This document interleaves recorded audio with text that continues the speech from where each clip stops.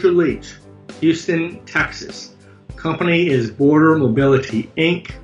We provide complex, durable medical equipment in the Rio Grande Valley to handicapped children. We didn't. The market told us that the Rio Grande Valley was the place to be, and that is because the Rio Grande Valley has the highest concentration of handicapped children in the state of Texas. And that's because the individuals that live there are poor, they're uneducated, they refuse to use birth control because they're Catholic, they refuse abortions because they're Catholic, they don't have insurance, since they're poor, they don't have prenatal care, and the Mexican culture of having kids at 16 is very prevalent down in the valley, so kids are having kids, and that leads to a lot of birth defects.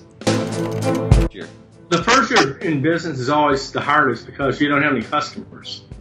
One of the things that helped us was that Brother John had contacts with referral sources because he was in the industry prior to coming to Border Mobility.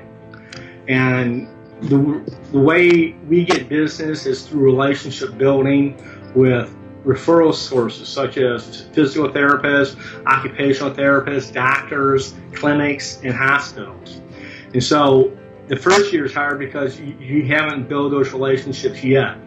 We had to build those to the extent that they were not referral sources that Brother John had. Also, first year is hard because what we have to do as a business, we have to provide the wheelchair or other mobility device to the child and then seek reimbursement from the government through Medicaid.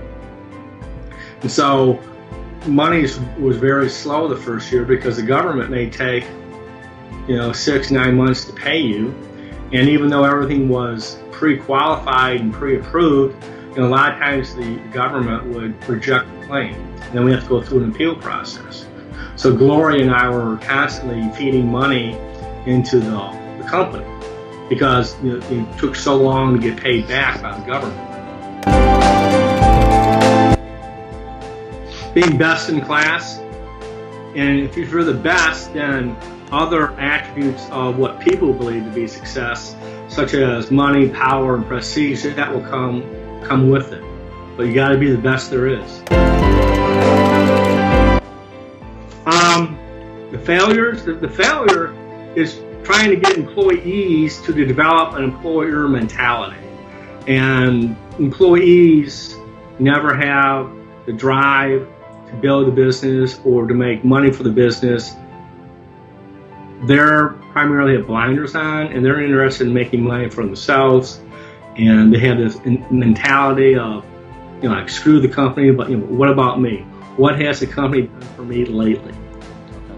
So as business owners, we have to cross-train, we have to recruit new talent, and we have to pick up work and slack that the employee mentality prohibits the employee from achieving.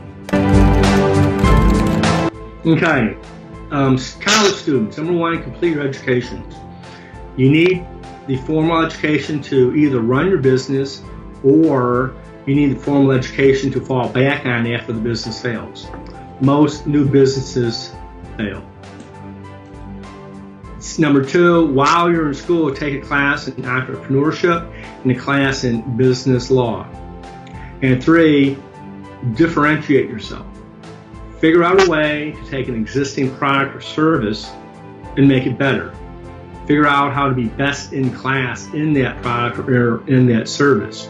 Or alternatively, create a product or service and then educate the masses that that's something they have just got to have. And a couple examples of those would be Apple Computer. Steve Jobs says, I want a computer in every house. And he finally was able to convince everyone in the world, well, yeah, you got to have a computer at the house. Then you got to have one at home. Now you got computers on your phone. Another is Facebook. Now we have been trained that we have this need to, stay in touch with families and friends or connect with them. So those are two examples where the product came first and then the need for the product came later. Now, the skills, first was what do you do as far as being in college? But once you decide to be an entrepreneur, you got to get the fire in your belly. You've got to be willing to work 80 hours a week. You got to be willing not to get paid or receive any compensation for some time. So you need money saved, not only to live on, but you need money saved to invest in your business. You need a good form of a legal entity to protect the business owners from liability. You need to appreciate and understand risk management. You need a business plan. And if you're lucky, you can find a mentor that can help you through the process. By being smart, by being a lawyer and understanding risk avoidance and understanding risk management. And one of the reasons we have been successful is we understand risk and we know what risks we can take and what risks we cannot take. And if Gloria and I were not lawyers, we would have had a lot of failures that may be the reason why our competitors are no longer in existence. But the number one factor that helped us is that we're both lawyers. Having a child get off the floor, get off the bed, or get off the couch and put them into a motorized wheelchair, which allows that child now to interact with his friends, his families, go to school, go to a movie, go to the mall. I mean, that is what this business is about. Giving children the opportunity to connect and interface with everything that we do.